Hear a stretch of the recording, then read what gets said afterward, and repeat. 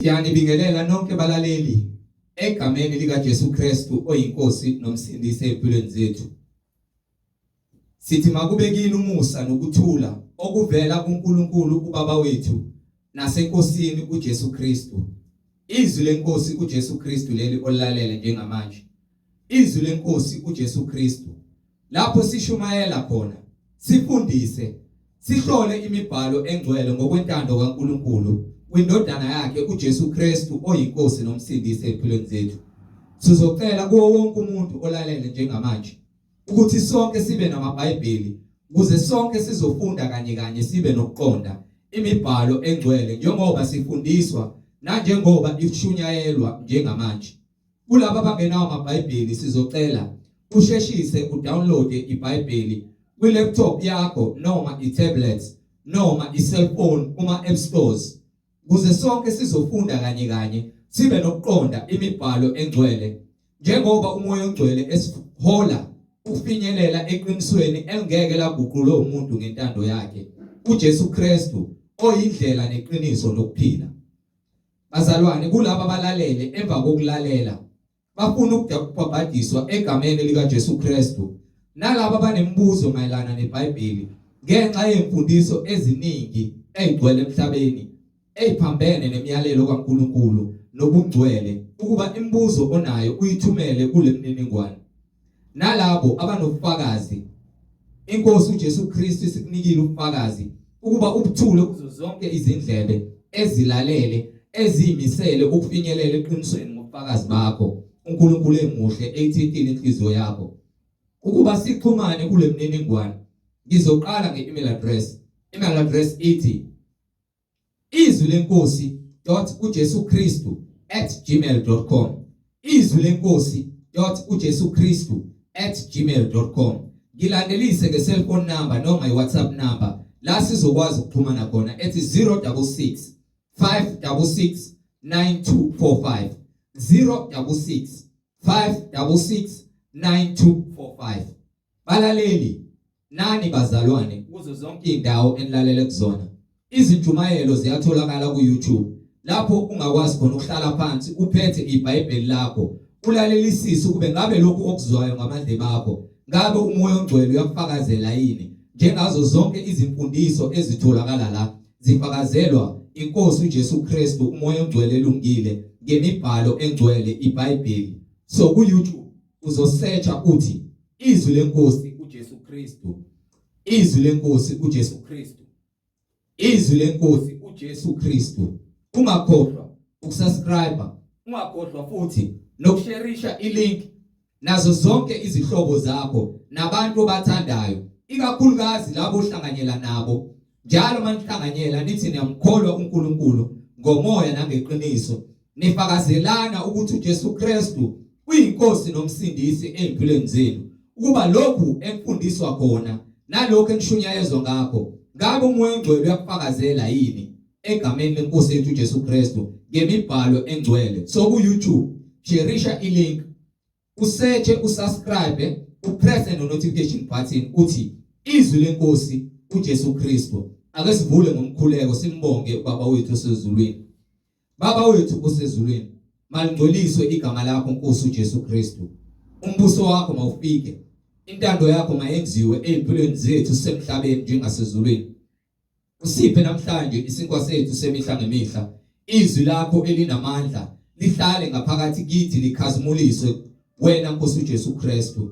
Usithethelele neziphambeko zethu Nkosi. Usiphe namandla okunqoba inhliziyo zethu ezikhohlisayo ngokube inhliziyo yimbi ingcolile. Kepha wena Nkosi uJesu Kristu uyayazi inhliziyo yomuntu nokuthi kusukela ebusheni bakhe imidlizo yakhe ingcolile. Asinakho Nkosi amandla thina, kepha ngawe moya ongcwele sinawo amandla. Hlala ngaphakathi kithi ushanelisise isibuya sakho, ususe zonke imidlinzo nemicabango engcolileyo. Usiphe namandla nokuthethelela bonke abasonile ngokuba Nkosi umbuso ungowakho Nkosi uJesu Kristu, namandla nobukhosi kuze kube phakade. uJesu Kristu uyinkosi yena yedwa manje naphakade. Amen. Siyanibingelela nonke balaleli kuzo zonke izindawo enikuzona. Sheshisa mama, sheshisa mfowethu nawe baba omdala uthathe iBhayibheli ukuze sizohambisana kule ndlela esihamba kuyo. izwi lenkosi uJesu Kristu. Siyanibingelela balaleli.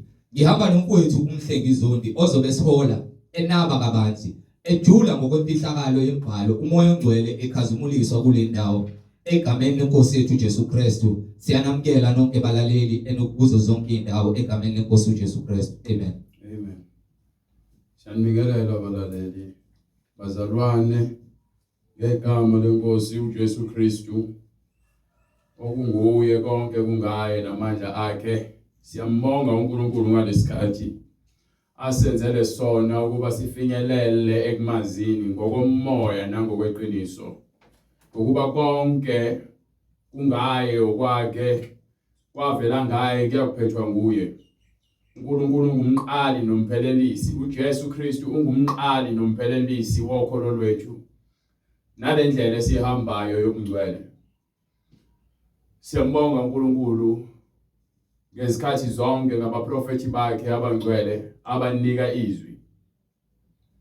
Baliphatha ngokuthembeka basinika amandla akhe. Namanje sinencwadi yobufakazi ekuyiyona efakazela ngamandla kaNkulunkulu kulabo abamkhonzayo ngokomoya nangokweqiniso. Simbonge uNkulunkulu ngendodana yakhe uJesu Kristu yona yodwa ayinika amandla wonke emhlabeni nasezulwini ukuze ke ngoJesu Kristu sithole ukuphila. Siyambonga ke uJesu Kristu umnini mandla onke. Glory to God. You understand? Amen. Jesu Kristu umnini mandla onke. Hallelujah. Glory to God. Uthi ubaba wanike mina wonke amandla. Usewumnini mandla onke. USawuNkulunkulu. Glory to God. Hallelujah. Glory to Jesus Christ. This is the days is mangas.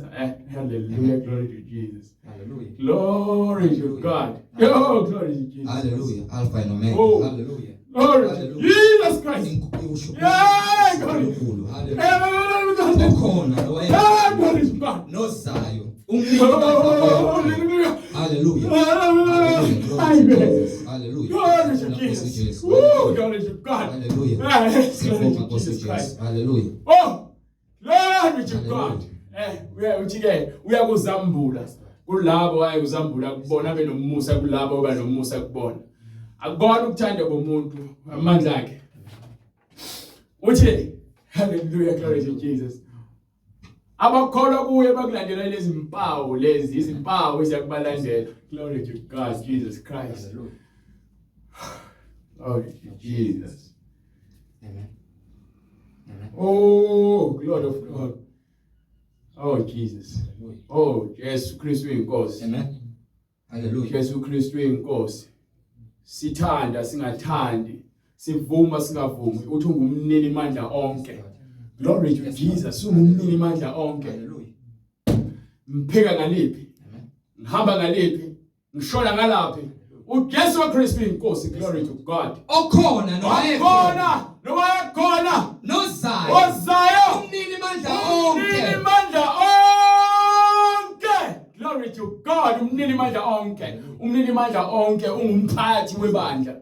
Ungumnini webandla. Uyinhloko. Glory to God yebandla. Amen. Uthi akekho umunye oseduze kwakhe. Akekho umunye olingana naye. Amen. U-Alpha no-Omega. Yes, Lord. Sithi siyambonga uJesu Kristu ngabapostoli bakhe abanika amandla asezulwini. Abantu ke badideka ukuthi mapha amandla asezulwini. Amen. Amen. Nkosi Jesu. Yes, Lord. Ngokuba incwadi ithi uLizwi wayekhona eqaleni. uLizwi konke kwavela ngaye. Asilwi nenyama negazi. Silwa nemoya. Nembuso yasebumnyameni ezama ukuzikhukhumeza isiphakamise ngaphezulu kwezwi. Glory to God. Uzongivulela lezo zincwadi lezo. uNkulunkulu uzozimbula zonke. Bright vele ungiphe incwadi kaJohane. Hallelujah. Incwadi ngokuka Johane isahluko sokuqala ivesi lokuqala. Yes sir. Ekuqaleni wayekhona uLizwi. Ekuqaleni kepha manje uthi yena akanasiqalo akanasiphetho. Yena uyisiqalo nesiphetho. Usuke emaphakadeni uyophila emaphakadeni. Akukho ndlela yokuthi ungamtrace ukuthi uphumaphi. uNkulunkulu nje ulizwi Yes, Lord. uyaphila okuphakade uyakhazimula ngemisebenzi yakhe iyamfakazela. So bonke abaphila kuyena ithi incwadi yesambulo imisebenzi yabo iyabafakazela uma befa imisebenzi yabo emihle yakubalandela. Imisebenzi emihle ilandela ngemumva. Wena hamba ngendlela yokuphila. So uma sikhuluma ngamandla sezulwini sikhuluma ngolizwi. Wabanika ilizwi noma wabanika izwi. Ingakho lithi ke abalungileyo noma abalungileyo baphila ngokholo. Ukukholwa kuvela ngezwi. So sikholwa ngenxa yezwi. Lezwi leli ke engakhathalele ukuthi ngabe umnyama noma umhlophe noma uyisigwili noma uyisitebi noma uyahlupheka noma umuhle noma umumbi. Lezwi leli lithi umuntu omumbi ngempela umuntu omumbi ngesenzo. Kepha umuntu omuhle ngesenzo. Ukuthi abantu bebekubuka ngaphandle bebona umuhle ngaphandle bayadidiseka bayakhohliseka ngokuba ke usathane usethathe ubuntu kubantu wabashiya nokuzitshela lento enyanyisa uNkulunkulu impakamo nokuziphakamisa amehlo azindlayo. Abantu sebezikhonza bona sebezibona beUNkulunkulu bafuna ukuzihlobisa babe bahle phambi kwamehlo abantu. Kepha ukulungiswa kepha izwi lasezulwini kepha moya ingcwele akekho kubona. Ingakho bezithanda ngaphezulu kaNkulunkulu. Ingakho bezithanda ngaphezulu komdali. Bathanda izinto ezidaliweyo ngaphezulu komdali. Ingakho abafundisi sebebuswa ke uthando lwemali. Ukuba yini sebebuswa uthando lwemali. Ithi incwadi yesibili kaTimotheo sahluko 3 from verse 1 ikhuluma ngakho ukuzithanda nokuziphakamisa kwabantu. Manje kuthiwa bonke abaziphakamisayo bazokwehliswa. So ungaphakama uphakama umoya ingcwele uza kushaya phansi ngokuba wena uyazikhukhumeza. Wena uyazazisa. Wena ufuna ukuthoba nokuthobeka. Awufuni ukuzotha. Ufuna ukuzibona ungcono nabanye abantu bekhothama kuwena ukuze ke uzibone ukuthi umuntu nalela umuntu ngabantu. Umuntu ngesenzo esihle. Umuntu ngokulunga hayi kwakhe ngokuba wonke umuntu ulungile emehlweni akhe. So umuntu ukulunga kwakhe ngenxa yezwi. Izwi elingakhathalele ekuthenjwa abantu ngokwezinkanuko zabo. Lishaya yonke into ekuthiwa inkanuko kumuntu odaliweyo ngizokuvezela ngencwadi. Banike le ncwadi eTimotheo nganempakamo abanayo. Incwadi yesibili kuTimotheo isahluko sesithathu kwivesi lokuqala. Glory to God. Go ahead. Kepha yazi lokhu ukuthi ezinsukwini zokugcina ukuthi kulezi insuku esiphila kuzona manje kuza kuvela izikhathi ezinzima. Kuza kuvela yabona ke lezi zikhathi esiphila kuzona manje ezenzima kakhulu ngokuba abantu sebephile ebumnyameni bezitshela ukuthi baphile ekhanyeni. Abantu sebelahlekelwe uqonda nenhloso yempilo ukuthi yini impilo. Sifuna kwazi ukuthi yini impilo. Wena uthi impilo ngobana kuthiwe vuka uhambe esikoleni bese ufike ufunde bakutshela ukuthi ke bese bekubuza imibuzo othisha nifuna ukuba yini ngoba bese nibadala bese nyani ufuna ukuba ipolice ufuna ukuba ummeli ufuna ukuba udokotela akuyona impilo leyo ofuna ukuba yikhona. So noma ungaplana ufuna ukuba yilokho abaningi abafinyeleli kulokho ngenxa ukuthi abaziplaneli abaziphathele ukuphila kwabo. Konke ukuphila kwethu kusezandleni zikaNkulunkulu. Uthi uyabulala futhi uyaphilisa. Uthi uthathile futhi uza kunika. Uthi ulemazile futhi uza kupholisa. So uma wena ufuna ukwazi impilo azi uNkulunkulu. uNkulunkulu uzokufundisa impilo. Akukho ukuphila nokuhlakanipha okudlule kwaNkulunkulu. Singahlakanipha emehlweni ethu sizibone silungile. Kepha ukulunga kwaNkulunkulu kuyasitshela manje ngaphambi kokuba lezikhathi zifike.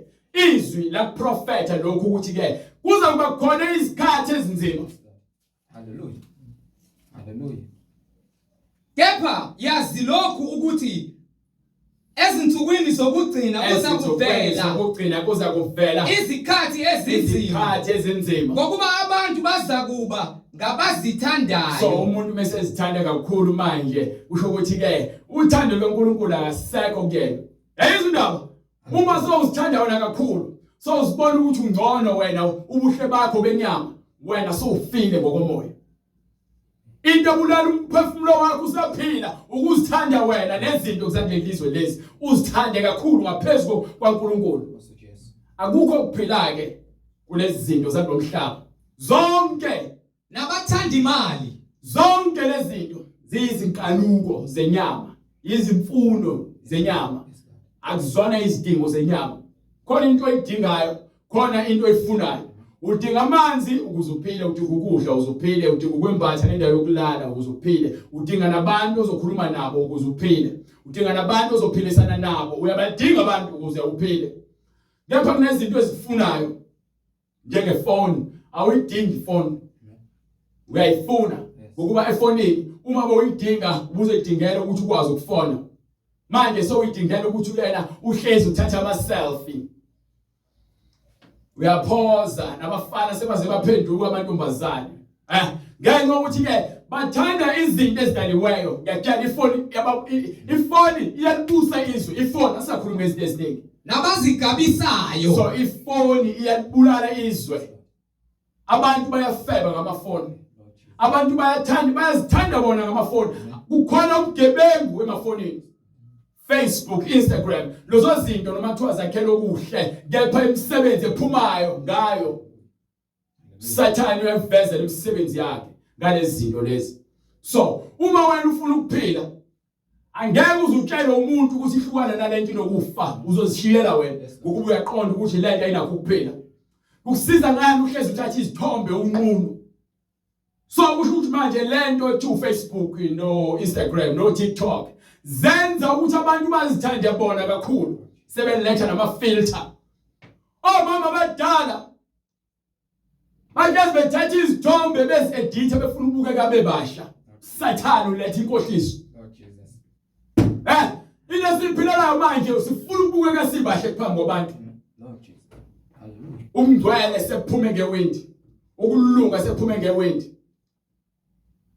ukulunga qhamuka ngezwi. Amen. Mofuna ukulunga wozezweni.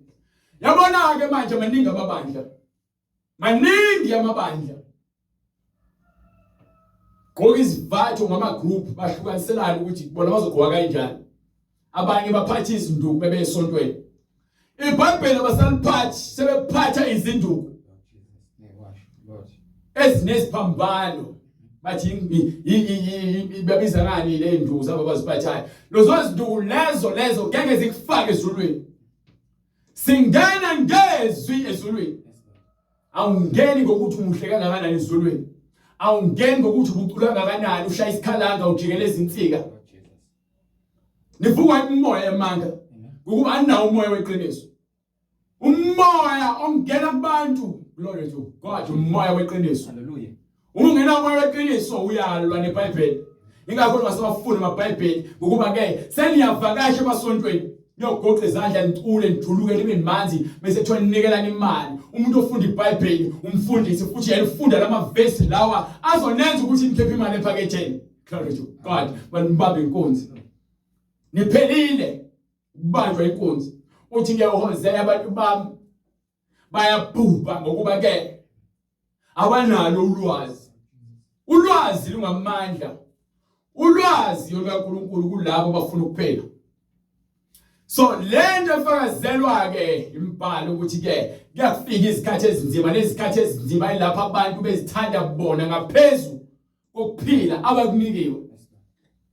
Uma uzithanda wena ufuna ukuzijabulisa wena ngaso sonke isikhathi. Mekuthiwa festive ufuna ukudakwa iziphela ifestive. Mekuthiwa kuyabhenya ufuna ukubhema kuze kube kuyovala.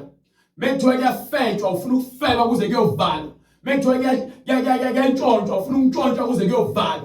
Abanye bafuna umsebenzi basuke emakhaya bafuna umsebenzi. Uzawuthwalela umsebenzi useyontshontsha emsebenzini useyaxoshwa. Nalo msebenzi uthole ngamandla. Nalo msebenzi unikwe isihlobo samfaka emsebenzini.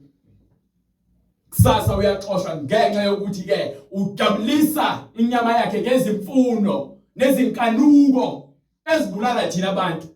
Siyazithandela izinto ezojabulisa inyama. Khona umuntu ojabulisa umntshontsha njalo emsebenzini, ufice endlini yakhe kugcwele izinto ezintshontshiwe emsebenzini, uzibone isikhokho.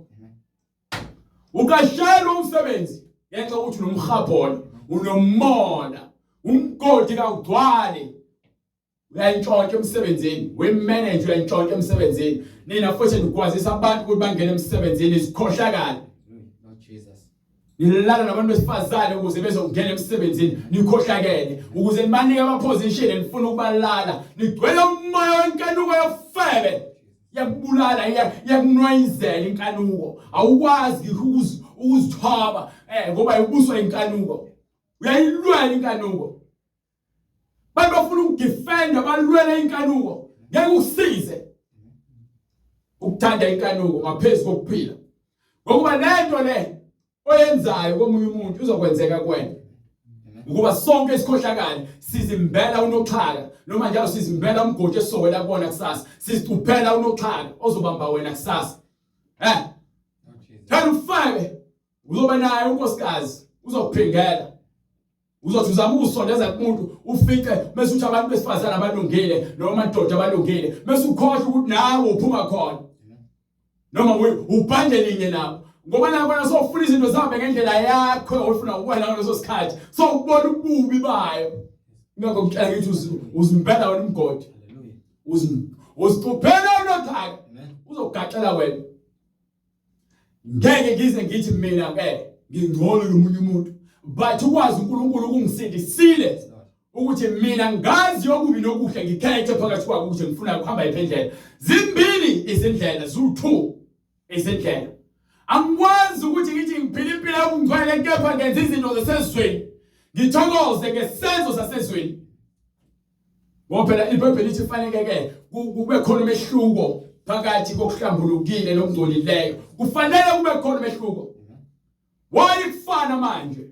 Amasonto afile, abafundisi babhizi bazithandela imali nezibonakaliso zamanga. Abantu bathanda kanjalo ngokuba yini? Sebefuna lezi zinto abazozizwa babatshelwa izindlebe.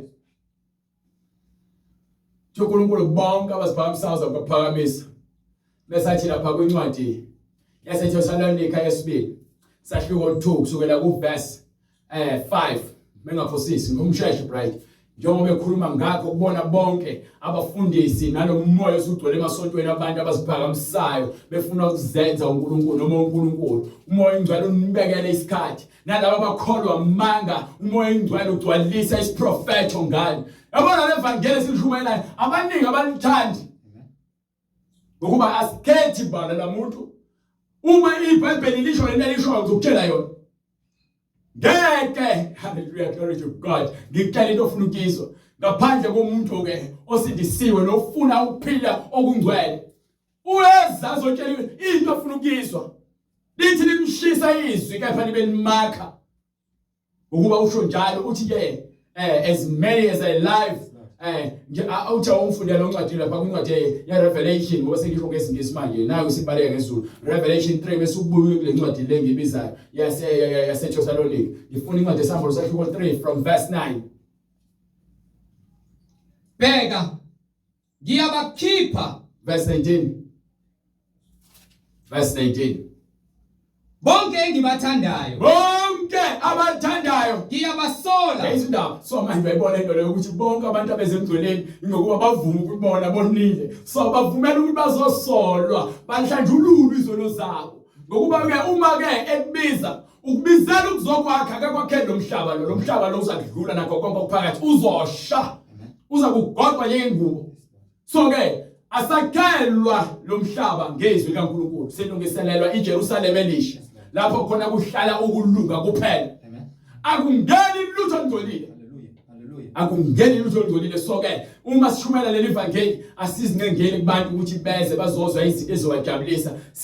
Sibiza labo abahluphekileyo ngokamoya, abancaniweyo ngokamoya, abalambele nabomele ukulunga. Sibiza bona bonke engibathandayo ngiyabasola bonke abathandayo uyabasola ngibayale bese ke akuyala akukhombisa indlela okufanele uyihambe ngakho ke shisekela uphenduke uthini shisekela shisekela yabona lento le iphansi eBhayibhelini ngeke ungitshela ukuthi ngathi ikhulume yimina ingakho kufanele iBhayibheli sambe ngokuliqonda ukuze sokwazi ukukhuluma umoya ingcwele umvumela akusebenzise into eyenza ukuthi umfundisi wakhe aqamba amanga ngeBhayibheli ngokuba ke uzifunela kwakhe akafuni ukusetshenziswa umoya ingcwele umoya ingcwele ufuna ukusebenza umsebenzi yakhe thina sithempeli lakho likaNkulunkulu ophilayo bese uthatha ithempeli likaNkulunkulu ophilayo simnikele kufebeni sethu sikho ukuthini bese size esontweni nezinwele zokufakela size esontweni sifaka amazinyo size esontweni sifaka amaqinda ama-makeup simbike sisiyamkhoza uNkulunkulu sigoloze singafuni ukushiya izinto zaseGibhithe uNkulunkulu uthi ngimkhiphile ezweni laseGibhithe uNkulunkulu wenu anogcina imiyalelo yami gcina imiyalelo yakhe nihambe ngezimiso zami nangomthetho wami manje uzoza kanjani endaweni yobungcwele uzofuna ukugoloza nezithixo zaseGibhithe funa ukugqoka izigqebhezana funa ukugqoka amabhluwe funa ukugqoka ama-tattoo esontweni kaNkulunkulu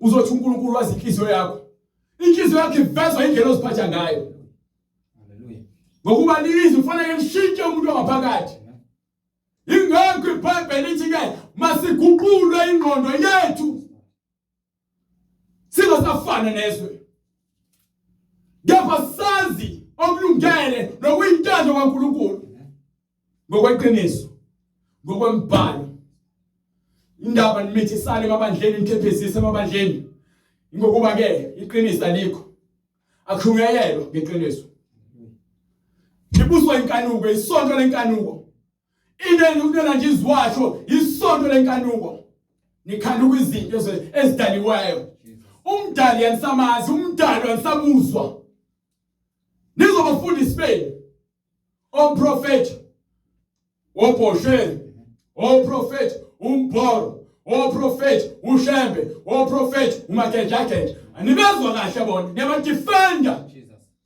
ngapho baphatha iBhayibheli abanye babo bakhuluma ngoJesu ngapho bamshumayela uJesu lo okuhlukanisa nesono esokhonela esihogweni asilahle umuntu sentshela imisebenzi enyenzayo ukuze nibuyele eBhayibhelini uthi awuphinde ufundele incwadi le yalo uzale isambulo usahluko 3:19 bonke engibathandayo ngiyabasola so nawe mfundisi siyasola ngezwi ukuba buyela uthando lokuqala ngibayale uyayalwa ukuba le ncwadi ilungele lo msebenzi awuyalwa yimina uyalwa iBhayibheli lenishumayela ngalo iBhayibheli lenibamba ngalo abantu inkunzi ilona likubuyisa endleleni ngakho ke so glory to God Jesus Christ asisinenge isono because isono singukufa asidlali futhi ngesono ngoba isono abayakwazi ukuthi abantu bakuyekele esonweni balobe ngibambatha size sikubambe sikugwinye siqede ngawe isitha haleluya ngakho ke uPetro athi zithobeni ngaphansi kwesandla sikaNkulunkulu amen ukuze ngesikhathi esifanele niphakamise nihlale niqinile nilinde nibheke ngokuba isitha uSathane uyahamba uyaphonga njengebhubesi ufuna zomgwenya abaningi baba victim yaSathane ngeke ukuthi ke bayatothosa ezonweni isona sitothoso amen isona kuyona indawo yokudlala kutshela isono uAdam noEve yila bakhiphe engadini isono zabaningi sabasinye ngesono sodwa izwe lonke umhlaba wonke wangena esonweni ngenxa umuntu oyedwa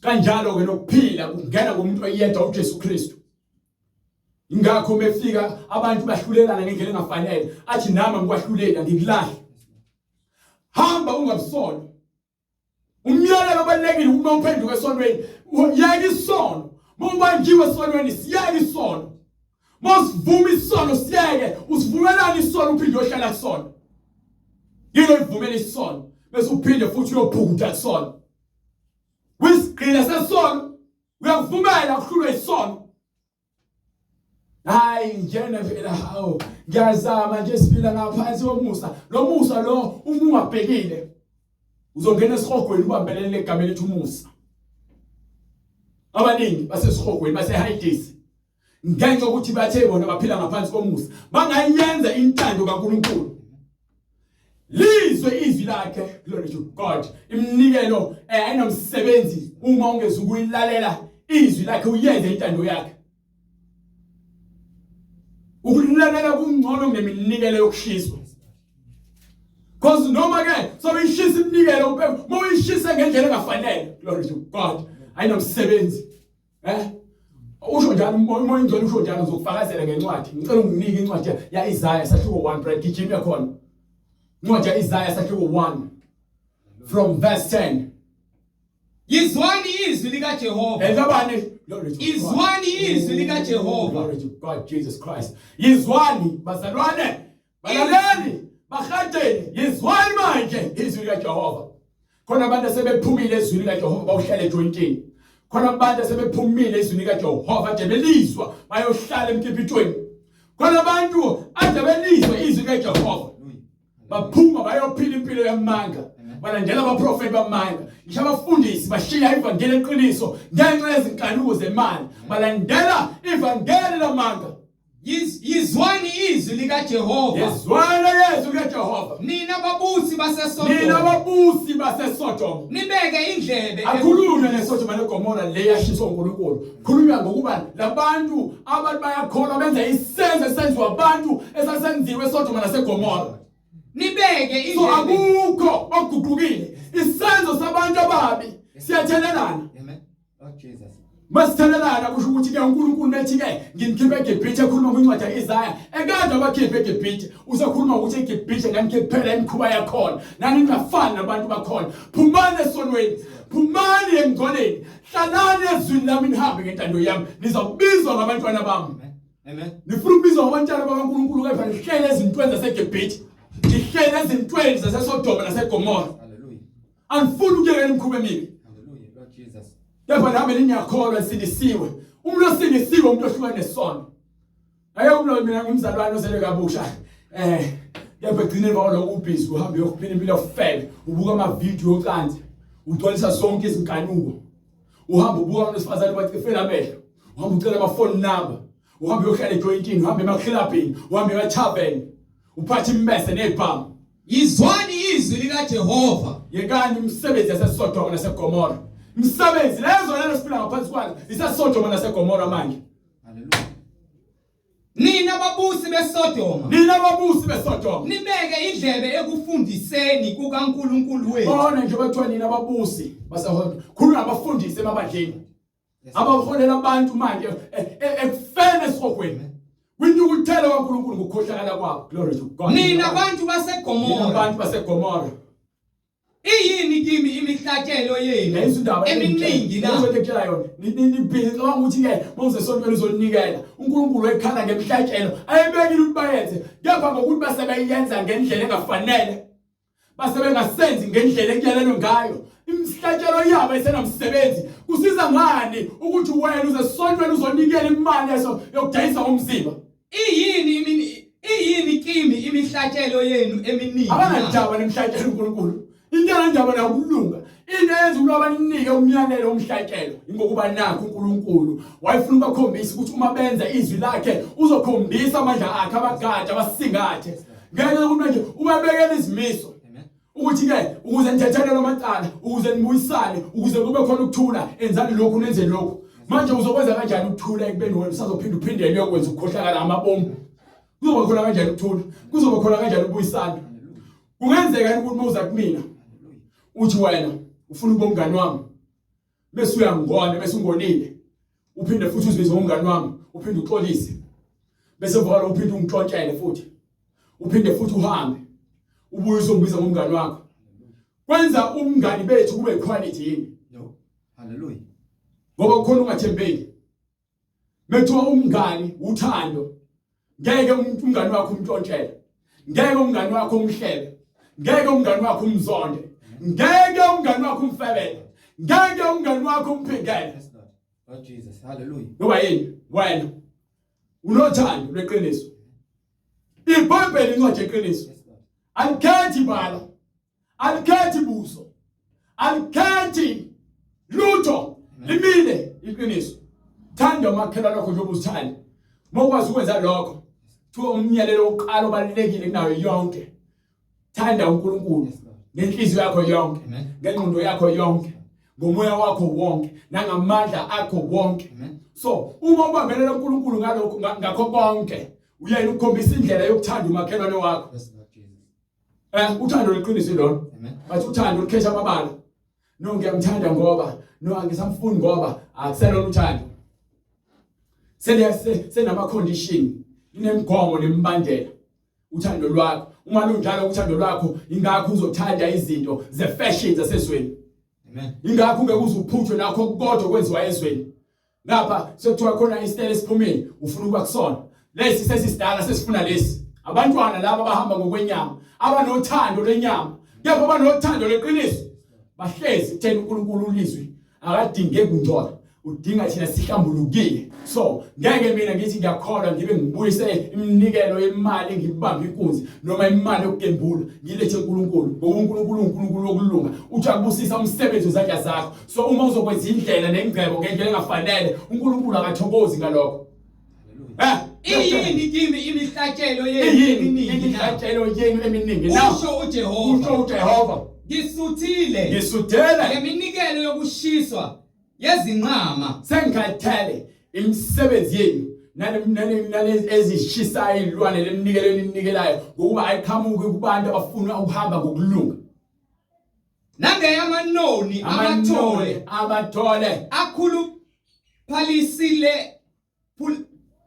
akhuluphalisiweyo negazi lezinkunzi nelamawundlu nezimpongo, angithokozi ngayo iminikelo yenu engcolile. Lapho nifika kumina ukubona ubuso bami, ukuthi nizofuna ubuso bami. Kubani okubize lokhu esandleni senu? Ubani obiza ukungcola esandleni? Ubani othi yeza ukukhohlakala? Methu waphila ngaphansi komusa, kubhalwe kuphi ukuthi ihlale esonweni? Ngiyabuzana, ngiyadlula futhi. Ubani othi ke uphila ngaphansi komusa kufanele ukhala ithini incwadi? Uma ke sithi safakanye naye. Yes Lord. Hallelujah. Methu ke siphila ngaphansi komusa, ukuze umusa wanje kufanele ngiqhubeke sihlale esonweni. Cha nakanye. Ngokuba uma safakanye naye, nathi safa maqondana nesono. Mawuthi uqonde nesono, ufa isono sesiziphilela sesisukile wena sowufile maqondana nemisebenzi yesono. Thina esafa, ngokuba thina sesafa maqondana nesono, singabuye sihambe kanjani? Siphinde sihambe endleleni yesono na? Singabuye sihambe kanjani kuso na? Glory to God. Incwadi kwabaseRoma isahluko 6 verse 2. So uNkulunkulu ke usibizela ukuthi azosilungisa. Ingakhethi ke abaningi njengoba ngibathanda, ngibathandela ukuthi ngibayale. Ngibasole, sizosola ukuba sihlukane nakho konke okuzosenza singcole, ukuze sikwazi phela ukuthola lezi ngubo zasezulwini ekuthiwa izingubo zenkazimulo ezimhlophe qhwa. Lozo zingubo lezo uzigqoka ngezwi lokulunga. Bonke engibathandayo ngiyabasola. Ngibayale. Yabona ngale kwincwadi kaIzaya uyabasola ukuthi lento enzenzayo aziqhamuki kumina. Ngiyasola manje kunena niyahamba kepha nihambi ngokulunga kwami. Nezihambela ngokwezinkanuko zenu, igcwele ukukhohlakala kwasezweni. Ngisuthi ngeminikelo yokushiswa yezinqaba. Iminikelo yokushiswa yezinqaba. Nangeyamanoni amathole.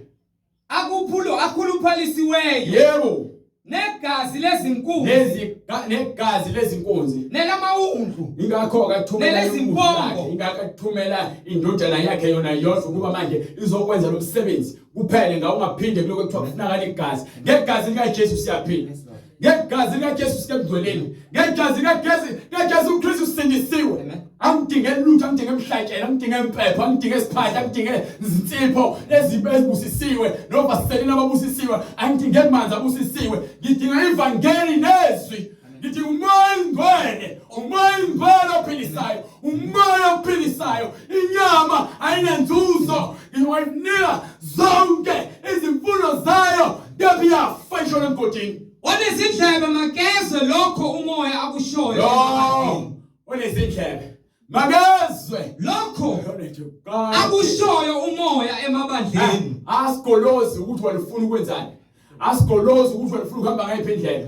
Kepha ke abakwenyama banako kwenyama. Kepha laba bahamba ngokezwi baphila ngezwi. Khona libagwaza lihlukanisa imphefumulo nenyama lingena njengenkemba lingena njengomlisholo ligwaza lihlukanisa yonke into engafunakali bakhala beyaphambili bakhala ngokubekezela ukuthi siyakufuna lokuphila lokho siyafuna inkazimulo siyafuna lokungcwele mawufuna umngcwele uyoyela noma ngabe yini bonke engibathandayo ngiyabasola ngibayale ufuna ukulunga bafuna iqiniso uzoyeka noma ngabe yini ejabulisa inyama yakho uthathe iqiniso noma ngabe kuthiwa ke kini bathini wena uzokwenza lokhu ukuphambi koNkulunkulu okulungile ngoba angekho umuntu ozokufaka ezulwini ngaphandle kwegazi lekudla banike incwadi yezangwa koqede ibona glory to God. Iyini kimi imihlatshelo yenu eminingi na usho uJehova ngisuthile ngeminikelo yokushiswa yezinqama neyama noni amathole akhuluphelisiweyo uma lento bright manje waloku negazi lezinkunzi asave bright nelamawundla negazi lamawundla nelezimpongo angithokozi ngegazi nifika ukubona umsebenzi uma senifika nithi ngizofuna ubuso bami kubani okubize lokhu esandleni senu ubani othe faka amacici esontweni ubani othe faka amazinyo uthi usenesiwe wazalelwe esontweni ubani othe faka upenge ebusweni ubani othe faka iroji ubani othe umuntu wesifazane ufaka amabhlukwe ubani othe umuntu wesifazane ungavula ibandla ushumayela ubani omnikele lolungelo lokuthi wena uphila impilo ofele ubani omnikele ilungelo lokuthi ukhiphe izisu uthi usindisiwe ubani omnikele ilungelo lokuthi ulale ungashadile kubani okubize lokhu esandleni senu uNkulunkulu usibizele ukulunga kwakhe asibizelanga ukuthi size sizophila nezono zethu kuyena ngeke kwenzeke lokho soze ukuba ninyathele emagcekeni ami so manje niza nezono zenu nina esontweni nizophila nazo esontweni bese vakaloko igama likaNkulunkulu liyahlambalazeka kubantu abangaphandle ngenxa yenu basenzisi wakhuluma kahle ngani umprofeti uIsaiah wathi lesizwe lesi simkhonza ngezindebe zazo kepha inhliziyo zabo zikude nami bangikhonza ngemlomo begcina usiko loyise ngaphezu kwemfundiso kaNkulunkulu bethatha imfundiso zobaba babo bezenza imiyalelo ekuyiyona imini baphile ngayo kepha ukulunga kwaNkulunkulu kwakhishwa ngewendi amen manje niyeze emasontweni niphinde futhi emvakaloko niphinde niyophinda ezonweni zenu niphinde ngathi akho lutho engathi uNkulunkulu ujabulile ngakho konke enikwenzayo ukuthi unemoto akusho ukuthi uNkulunkulu ubusisile ukuthi wena ke so perfect phambi kwakhe haleluya xolisa ukulunga kwakhe angithi bakhala Moses bathi Moses sifuna amanzi sifuna lokho khona bezizoni benjalo abanye babo incwadi Exodus isahluko 19 verse 4 go ahead nibonile lokhu engikwenzile kwabaseGibhithe nokuthi nganithwala ngamaphiko okhozi so manje into engifuna ukuyikhuluma ukuthi umoya ingcwele kukhona konke ububi babekwenza ngathi bekhala kuMoses wabanika amanzi khona bengafuni ukuzwa becomplaina khona bengafuni ukuzwa bedelela khona bengafuni ukuzwa bekhonona njalo kepha uNkulunkulu webenzela ukulunga manje ke uma wena uhamba ngemoto uzibona ukuthi uNkulunkulu right nomjabulile ngawe ungakhohliswa bese wenza isono uphile kusona ngoba ufele lesosono leso uzoyisihogweni khona nemoto yakho uzoyisihogweni khona nomuzi wakho omkhulu uzoyisihogweni khona nemali yakhe eningi ebhack uyisheke emuva ufike umuntu emhlabeni noma sowufa uhamba unqunu angikhathana ngoba kuthiwa ngingcwaba ngemoto bangcwabele embhedeni wakho obiza iking size bangcwabe kwiLamborghini bangcwabe kwilimousine bangcwabele egolide kwigunga egolide still uma ungenako ukulunga kwaNkulunkulu uyaphakathi esihogweni haleluya kalokhu phansi kolasha siyaphakathi uma singafuna ukuphenduka iBhayibheli lifundisa ukuthi abantu mabashiye ukungalungi abantu mabaphile ngezwi kaJehova kungasekho umhlakele kumele yenziwe ngokuba uJesu Kristu uqedile kalokhu uma nilalela nokulalela izwi lami uma nilalela nokulalela izwi nigcine isivumelwano sami niyakuba yigugu kimi nani futhi enye nazo zonke izizwe ngokuba umhlaba wonke ungowami. Umhlaba kaNkulunkulu. So izizwe zonke ziyobona amandla kaNkulunkulu. Amandla kaNkulunkulu abonakaliswa ngokuthi wena uyalizwa ulenze izwi lakhe. Awubonakaliswa ngokuthi unemoto noma unomuzi noma wesiqebi. No. Amandla kaNkulunkulu abonakaliswa emsebenzi ngoba khona abantu abahluphekayo abangenazo zonke lezi zinto. Kepha inhliziyo zabo zilungele uNkulunkulu. Izindlela zabo zilungele uNkulunkulu. Awungene ezulwini ngengcebo. Ukuba ngena ngengcebo ngabe sonke sisebenzela ukuba yigwili. So bonke labantu abanishumela ivangeli lobugwili nemali banimushela isikhathi senu. uJesu Kristu uthi singazibekeli ingcebo emhlabeni. So ke ingcebo ngizibekele emhlabeni. Kepha ngifuna yena ngiyazikhalela kuyena ukuthi mina nami ngisoni. Ngidinga yena ukuthi angisebenze asusa konke ukungcola ancuntule wonke ameva azongenza ukuthi ngakwazi ukuhamba le ndlela yokungcwele. So ke sonke isono fanele sisuswe. Sonke isono. Hayi ukuthi ke silo nawe ngoba naku wena umubi kakhulu sinelalela sonke sibabi phambi kaNkulunkulu ngezenzo zokungcola. Abantu abahle ke yilabo abahamba ngezwi lakhe. Nakhona futhi abahlala babekezelele zonke izimo. Amen. Baze bafike ekufeni kwale emhlabeni badlule. Bese befika ngale babona imisebenzi yabo iyalandela. Amen. Ukuthi hayi usebenze kahle wena. Nali record lakho. Uphilile umngcwele, wabenza umngcwele. Wagcina izwi lami. So izwi laNkulunkulu lokufaka ezulwini awufakwa yimina. Ungame ngishumana noma uphenduka utawunuza kumina mina sekuNkulunkulu wakho. Ungalinge ungiqhashele uNkulunkulu. Wena kumele uyenze uyamkela ivangeli. Hambe ngevangeli. Ujabule enkosini ukuthi ikwenzele umusa wathola ukuphila. Ngokuba abaningi bahambe kumnyameni bezitshela ukuthi bahambe ekhanyeni ngenxa yokuhlakanipha kwasezweni. Behamba ukuhlakanipha okubhubhayo. Haleluya. Ezo lonto leyo. Haleluya. Levangeli leli. Amen. Elokuphila. Lo moya lo, moya wokuphila. Yeah, sifuna uJesu Kristu. Incwadi kwabaseRoma isahluko 6 verse 12. Go ahead. Ngakho makungabusi isono emzimbeni yenu. Makuphuma isono, lento ethiwa isono, hlukana nayo. Ungazilanduleli. Shiya isono, ngeke sikusize. Khona nalento lesizayo. Size uNkulunkulu sinama expectations noma siningena ukuthi uNkulunkulu ufuna ngasenzeleni. Uma ngenzeki lokho kusho ukuthi manje lo uNkulunkulu esimkhonza yakekho. Lalela uhlela ngesikhathi sakhe. Uhlula ukunderstand ukuthi ubani ofuna kuyena. Uhlula ukuqonda kule ndlela ehamba ihanjwa kanjani. Unakhona futhi awunakho ukuqonda ukuthi ubani okhuluma naye. Ngakho makungabusi isono emzimbeni wenu ofayo. Into eyenza abantu basheshe baphume emgcoleni. Ngokuba ke izinkanuko zabo azigcwaliseki ngalesikhathi abafuna ngaso uNkulunkulu bezitshela ukuthi ke uzobalungisela. No. Thuka le ndlela le. Indlela le. Glory to God. Buka ke manje ngizokubukela ngizokuvezela ngincwadi yokuqala waseKorinte. Incwadi yokuqala waseKorinte esahluko 10. Yes Lord. Hallelujah. From verse give me verse starting from verse 10. Hallelujah. Futhi ningakhononi complain izonto engikhuzayo yekani ucomplaina nisho uNkulunkulu unganakangenzelanga ukuthi ngakho ngayeza ngomeni uNkulunkulu ngase ngibone ukuthi phela manje la sekufika egcineni ngase ngahamba ngayezinyangeni zanginika ke lokho abanginika kona kwahlangana so uNkulunkulu ube nami khona lapho ayikho lonto le futhi ningakhononi njengabanye ngekani ucomplaina njengabanye labehlala basala ekufeni ngenxa ongafuna ukulalela bakhononayo bacomplaina babhujiswa basebenza njani babhujiswa ngumbulali babhujiswa ngumbulali kepha lezo zinto zabehlela bona imanga sibheke lezi zinto ezingeBhayibhelini indaba zenzeka awuveze. Haleluya. Zabehlela bona kube yisibonelo kulotshelwe ukusiyala thina asikabuye lana before uqhubeke uzoqhubeka la nawo ke iBhayibheli lithi lokho kwenzeke ehlanu lokho kwenzeke eGibhithe kuyisibonelo esivezayo ukuthi uNkulunkulu abantu engathokozile ngabo wenza kanjani wababulala abantu ababenza isono wababulala abantu abaziphatha kahle phambi kwakhe wabafaka eKhanani okusho ukuthi manje uNkulunkulu sesinike umusa ukuthi ke angasabulala umuntu kepha nika abantu lo musa neqiniso ukuthi ke baphenduke ezonweni zabo bavume ukuba izoni khona manje abasaye eKhanani sebe eJerusalem elisha kulotshelwe ukusiyala so manje ke lezi zinto bazibhalela ukusiyana wonke umuntu ohamba noJesu ngeke aze athutuze isono noma ambambathe isono uzoshiya phansi isono ukuba isono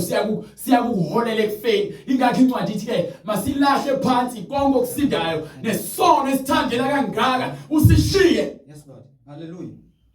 isono asakha abangani isono sakhe igqila uJesu kuphela wakhe abangani glory to God sinomhlobo glory to God sinomhlobo njengobani nguJesu hallelujah glory to God unothando unani unothando usathana akanathanda usathana tumumbulani usathana glory to God usathana umkhohlisi ufuna ukugcwalisa isiganuko lento le kade eqala uthi uba wena uzositshela ukuthi awusathana kanamanje uzuduluke lalela ngeke uzumthobisa usathana ngaphandle kwaJesu hallelujah yes Lord soze ngoqonda kwakho ungahamba uzukhathale ngeke uzumqondise uzumthobise usathane ngokuhlakanipha kwakho banike hallelujah hamba nawo ngakho ke hallelujah sahluko 10 from verse 11 go ahead kepha lezo zinto sabehlela bona kube isibonelo ukuze ke siqonde njengoba sikhuza isono esithandele kwena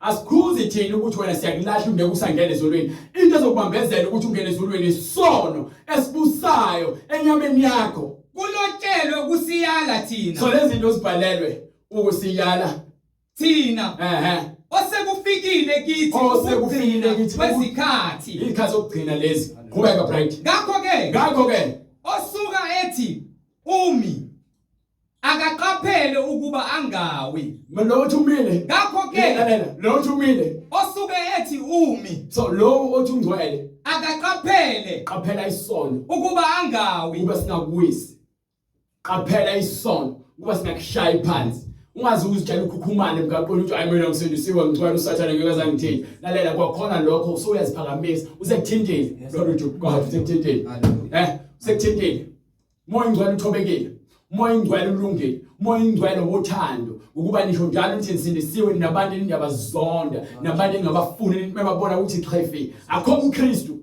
ozothi mebona lezo zinto lezo azizwe kanjalo no uthando lwakho luyammangalisa ngithi nomhlobo uJesu umhlobo kanjani umuntu onothando olungaka wena ungafuni ugcwalisa uthando unabantu abazondayo uyahlala ngela sikhathi wena go ahead brother hallelujah anifikelwa ukulingwa okunjengo kwabantu into engifunayo mina ukuthi ngesikhathi kuthiwa bekezele emngcweleni awumekufika ukulingwa nokuhlolwa kwakho akufani nokwabantu kepha uNkulunkulu uthembekile kepha uyezwa uthini ukuthi uma ukholwa wena wazi ukuthi uNkulunkulu umnini mandla wena ukholwa ukuthi uNkulunkulu walidala izulu lomhlaba ukholwa ukuthi uNkulunkulu wakhipha abantwana bakhe eGibhithe ngesandla sakhe azange baziphumele ukholwa ukuthi walivululwa nje libomvu ukholwa ukuthi wabanakekela ehlalo abanika ukudla ukholwa ukuthi uNkulunkulu wayeze emhlabeni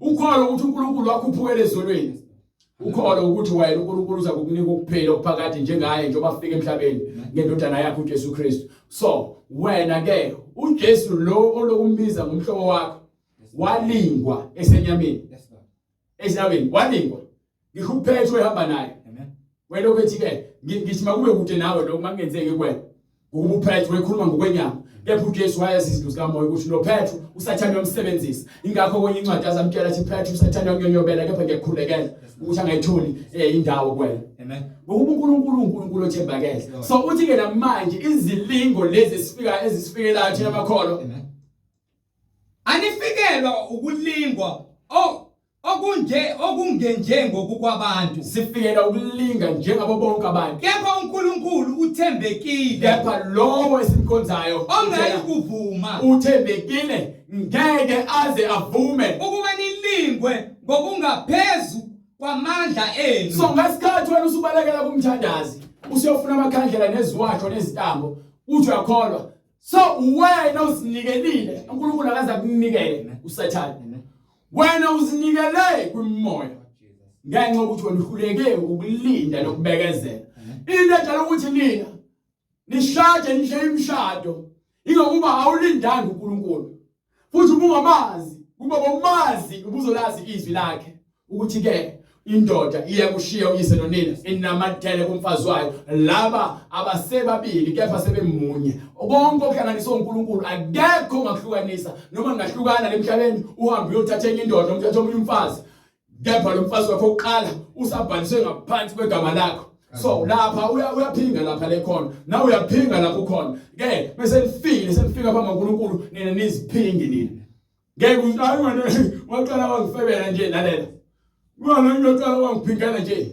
lalela tshele mina ngeke uze uzilandulele ngesenzo esimbi phambi kaNkulunkulu ububi akukhathalekile ukuthi ngashumayela ngijuluke ngibe manzi bese emva kwaloko ngenza isono bese ngicabanga ukuthi uNkulunkulu uzoqonda ngoba naku mina ngiyashumayela nope ayihambi kanjalo uSawuli wanikwa amandla ukuthi abe inkosi kaIsrael uSawuli wakhetha ukulalela abantu nezinkanuko zakhe waphula umyalelo kaNkulunkulu uNkulunkulu wathi ngiyaphuca ubukhosi bakho uAdam engadini wenza the same thing waphucwa amandla enkazimulo nango uMoses ehlala kuthiwa akashaya idwala akakhomba idwala ngamanzi ikhipha amanzi uMoses walishaya idwala kabini so uNkulunkulu waphatheka kabi ukuthi Moses ngithe mina ngingcwelise phambi kwabantu nina ke ngenxa ukuthi anifuni ukuzwa izwi ngenxa ukuthi nibulawa izinkanuko nithi izilingo ziyanqoba izilingo ziyadlula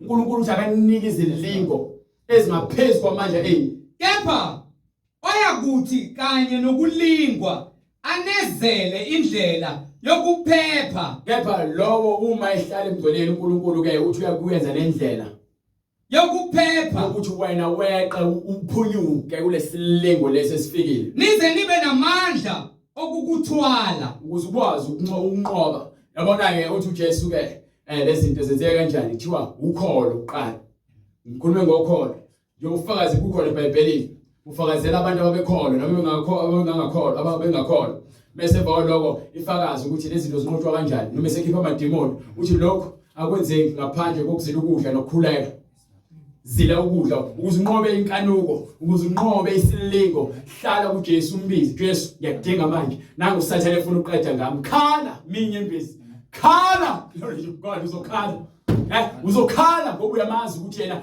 bonke ababekhala kuyena ehlani eGibhithe wabezwa ingakho bese biza uMoses athi ngikuzwile ukukhala kwabantu bami ikukhala kwabo sekufinyelela ezulwini so isikhathi manje sifikile manje umtshela kanjani akabuza uNkulunkulu bathi bese ufika ngasolwandle olubomvu sebengasazi bazokwenza njani sebebona abantu beseGibhithe befikile bekhala kuMoses uthi uMoses wow mani ngiqine yabona abantu baseGibhithe babonayo soze naphinde nababona imani nilinde uNkulunkulu uzakunilwela athi Moses manje athi uNkulunkulu khayelani kumina yilo iphethe esandleni thatha le nduku le uyibeke lapho uyikhombe lapho olwandle wayikhomba olwandle kwavuleka amanzi bathi behamba abantwana baseGibhithe behamba emanzini umhlabathini omile amanzi aphendleka so nawe uyatshelwa nje ukuthi khala kuyena ngoba bonke bakhala kuyena uyabasindisa why meseke sezinzima izinto bese yokhala ezangomeni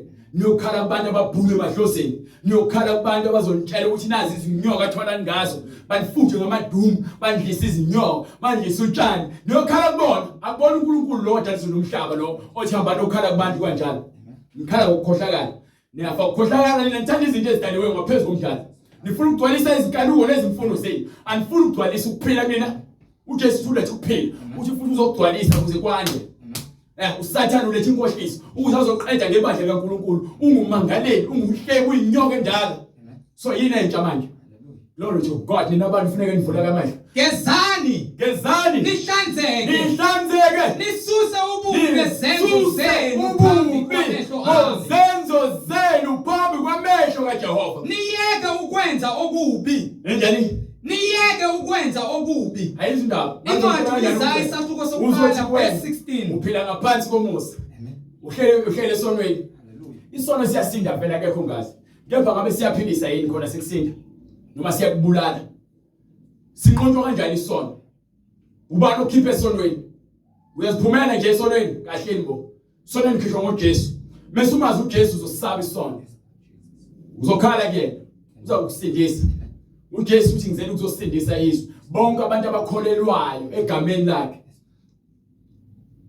nakho konke abafuna egameni lakhe okulungelene nentando kaNkulunkulu uthi uyakwenza so ngeke size sizilandulele befuna incwadi yaseThesalonika sahluko 2 from verse 5 so sesoqeda lo moya amaphika nkani bona bonke labantu abasikhumezayo begqoke othayi namasuti begqoke okhola begqoke njengabantu ongazi ukuthi ke bangcwele ke emsebenzi yabo ibingabavumeli ukuthi ke bangcwele ngokuba yini bahamba ngokwezinkanuko zenyama. eThessalonika safika 2 hayi waseKorinte Thessalonika safika 2 from verse 5.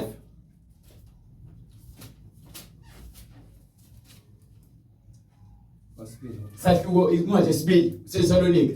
Sahluko wona brefabo uyagizwa faka besihamba nawe. Angazi ukuthi kanjani amahle bakhavaleke kufanele ngithathe ibhandi straight. Yalanda ibhandi manje. But nasama Anikhumbuli yini ukuthi incwadi yesibili kwabaseThessalonika isahluko sesibili verse 5. Go ahead brother. Anikhumbuli yini ukuthi ngisekhona kunini. Nganitshela lokho na. Senikwazi. Now say manje senayazi le ndaba le. Nelazi iqiniso. Hallelujah.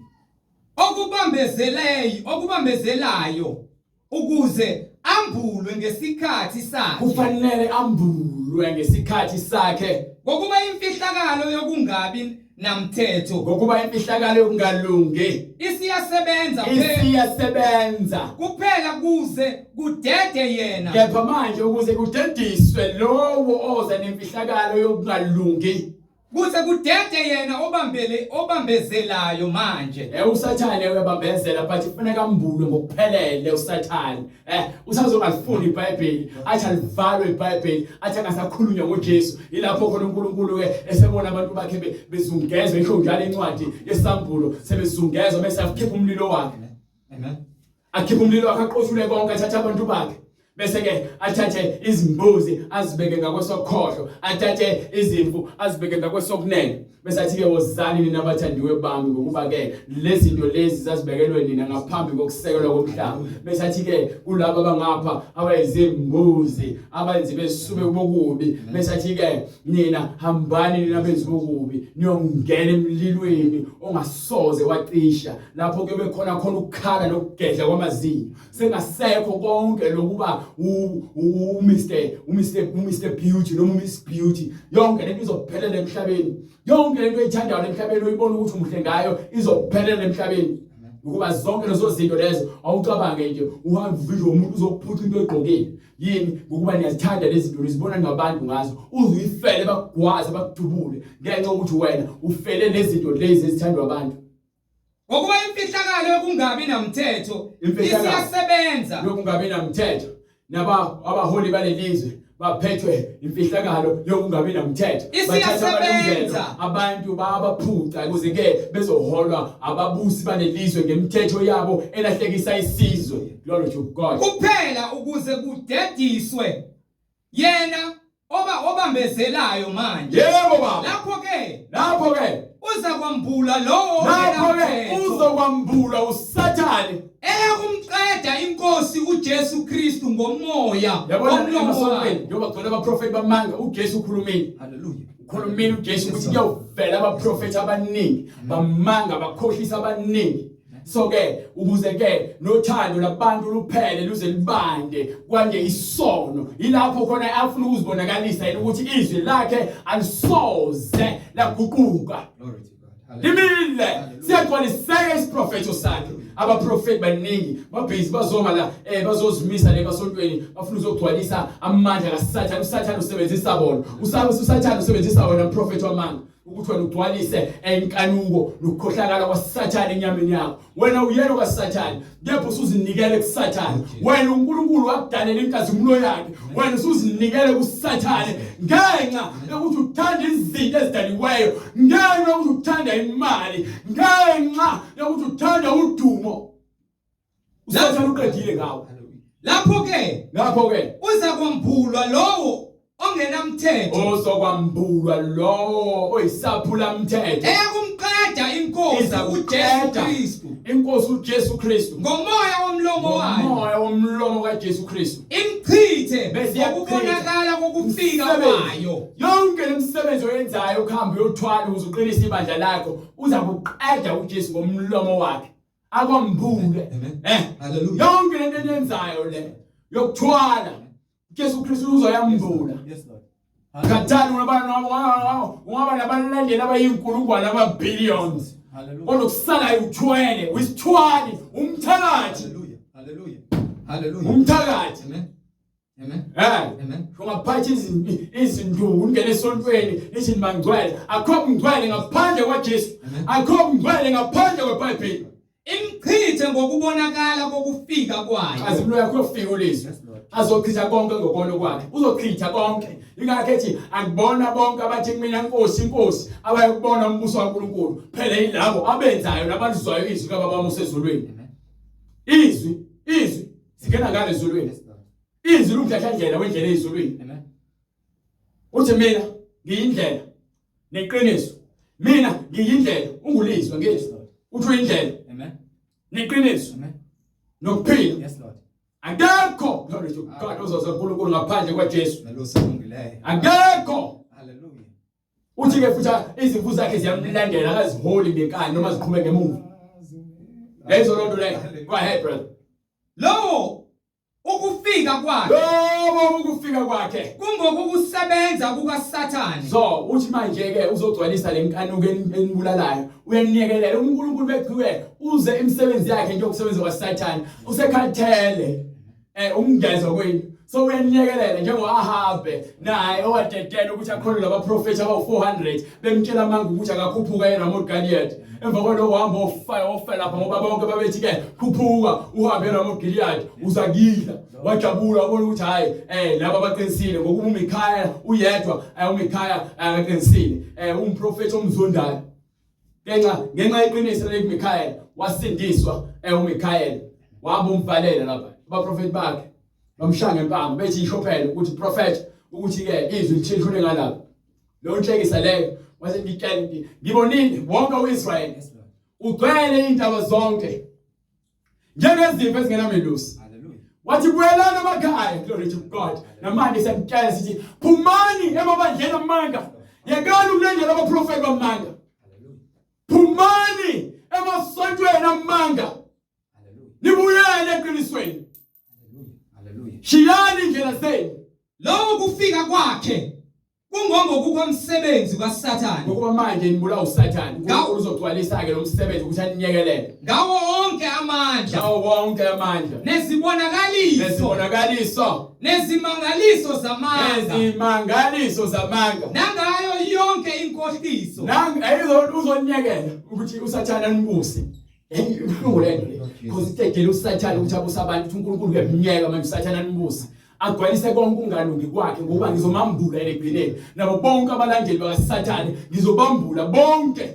Nangayo yonke inkohliso yokungalungi. Nangayo yonke inkohliso yokungalungi. Kwababhubhayo. Kwabanjani? Kwababhubhayo. Ukuba yini? Ngenxa yokuba bengavumanga ukuthanda iqiniso. Bengafuni ukwamukela ulizwi. Ngenxa ongafuni ukuhamba indlela yomngcwele. Ngenxa ongafuni ukwamukela ukulunga. Ngakho ke moya ngcwele uthi uyanikela umoya wenkohliso ukuthi unibuze uzugcwalise zonke izinkanuko zenkohliso. Glory to God. Ngenxa yokuba bengavumanga ukuthanda iqiniso ukuze basindiswe. Ngalokho ke uNkulunkulu wabathumela amandla okuduka baze bakholwe ngamanga. Baze bagcwalise umoya wokuthanda amanga. Indlela ukuthi uhlale esontweni lamanga ingenxa ukuthi usukholwa amanga. iBhayibheli elithi iBhayibheli ngeke lishintshe. Kepha wena uyashintsha. Uhamba uziphosa yonke indawo. Ngenxa ukuthi usoholwa amanga uyakholelwa emangeni. Glory to God. Moya ngcwele uyakubiza. Ukuba bonke abangakholwanga iqiniso. Benamela ukungalungi. Balahlwe. Ngeke ulahlwe yimini. Ulahlwa ungathandi iqiniso. Ulahlwa ungalithandi into engishumayelayo. Ayingithathele ekhanda lami. Lento kaMoya Ngcwele. Abantu abayizwayo nabayamukelayo abakaMoya Ngcwele akubona abantu bami. Akhona oyedwa umuntu wami. Mina abantu abenza izwi kaNkulunkulu abafuthi nodadewethu nomama.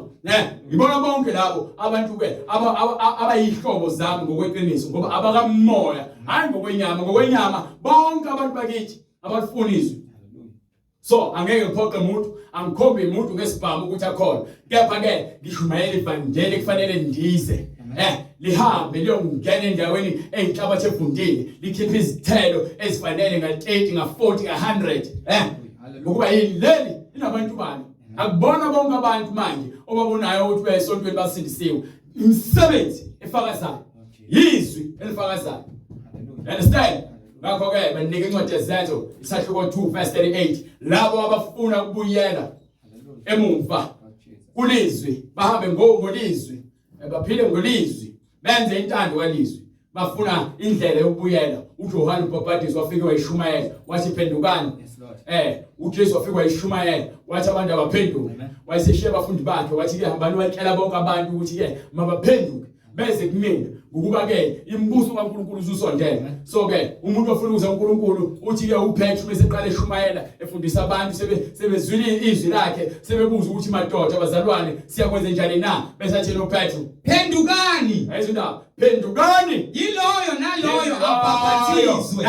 abhaphathizwe egameni likaJesu Kristu. Glory to Jesus. Silowo nalowo ofana abhaphathizwe egameni likaJesu Kristu. Kukho ukuthethelelwa kwezono zethu khona niyakwamukeliswa yobe sowamkeliswa asidayiswa lesiphiwo. So awudinge imali udinga nje wena ukuvuma izono zakho namacala akho uzothethelelwa ungena emanzini bese unikwe isiphiwo samahala sikamoya oyingcwele, isiphiwo sokulunga samahala, isiphiwo seqiniso esamahala asidayiswa khona niyakwamukeliswa isiphiwo sikamoya oyingcwele, isiphiwo sikamoya oyingcwele ngokuba isithembiso ngesendo nesabantwana benu, isendo sabantwana benu esabo bonke abakude bonke inkosi ukubabiza inkosi uNkulunkulu wethu ebabiza wafakaza nangamanye amazwi amaningi wabayala wathi zisindiseni kulesi sizukulwane esiphambene nayo, zisindiseni kulesi sizukulwane esiphambene. So iyona ndlela leyo ukuza uNkulunkulu ukwamukela ivangeli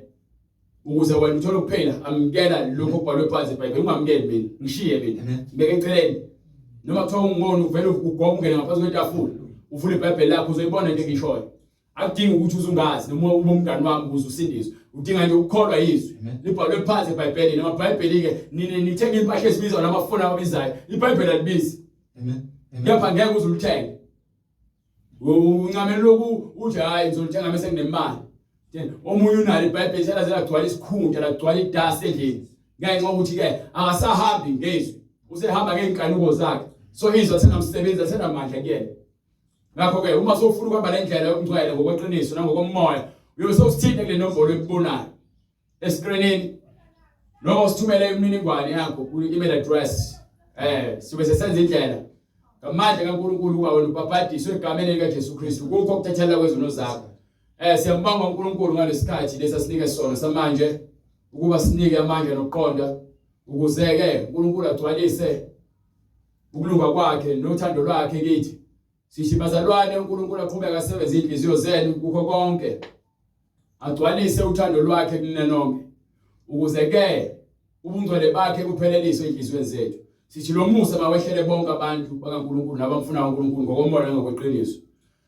Sithi-ke uNkulunkulu aqhubeka angigcine bazalwane, sithi siphinde sibonane ngokuzayo.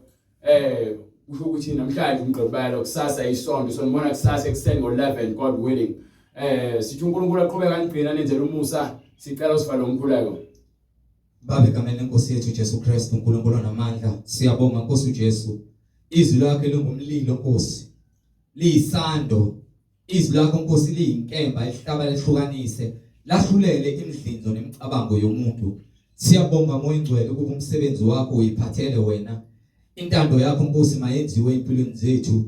Bambule Nkosi ukungcola kweinhliziyo zethu nokonakala kwemidlinzo yethu ngokuba Nkosi asilungile ngaphambi kobuso bakho. Kepha ngoJesu Kristu oyinkosi nomsindisi, yena okwazi ukuguqula imidlinzo nemicabango nomuntu, uNkulunkulu amdala wamphefumulela ngaphakathi kuleli dokode linyama ukuba akwazi ukuza izwi lakho Nkosi uJesu, akwazi ukugcina imiyalelo yakho. Siyacela Nkosi uJesu Kristu ukuba izwi lakho libe namandla enhlizweni zethu, izwi lakho Nkosi libe namandla emphefumulweni yethu ukuze lizosusa lonke ukhula, lizosusa zonke imfundiso zaSathane namadimoni njengoba efuna ukusiphuphethekisa ukuthi singagcini imiyalelo yokungcwele, singahambi ngomngcwele kodwa silutheke, silandele zonke imfundiso zamanga. Kepha Nkosi uJesu Kristu siyabonga, igazi lakhe linamandla. Siyabonga kulizwi Siyabonga ukuba wena uthembekile ngaso sonke isikhathi. Siyabonga ukuba ungcwele Nkosi uJesu Kristu. Wena